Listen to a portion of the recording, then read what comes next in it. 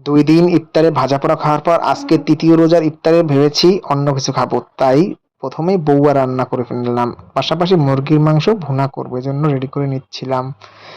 এর পাশাপাশি ডিম ভুনা। আজকের ইফতারে থাকবে একটু অন্যরকম আইটেম, বউয়া, ডিম ভুনা, মুরগি ভুনা, পাশাপাশি থাকবে খেসারি ডালের বড়া। ডিম ভুনা করা হয়ে গেছে, আমি ধনেপাতা আর জিরা দিয়ে ডিমটাকে উঠিয়ে নিব। এরপর আমি বউয়াগুলোকে সুন্দর করে প্লেটে ডেকোরেশন করে নিব। বউয়াটা কিন্তু অনেকটা পোলাওর মতো, কিন্তু পোলাওর তুলনায় কম তেল দেওয়া হয়। এই বউয়াটা খাইতে কিন্তু সকালবেলা অনেক ভালো লাগতো। আগে আমরা সকালবেলা নাস্তা খাইতাম অনেকদিন।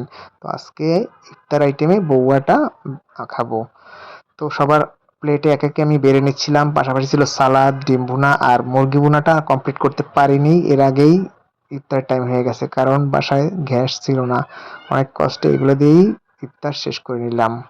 অসাধারণ ছিল আজকের ইফতারটা। ভাজা পোড়ার বাইরেও মাঝে মাঝে আমরা অন্য কিছু খাওয়ার ট্রাই করি, একটানা ভাজা পোড়া খাইলে দেখা যায় সমস্যা হয়ে যেতে পারে।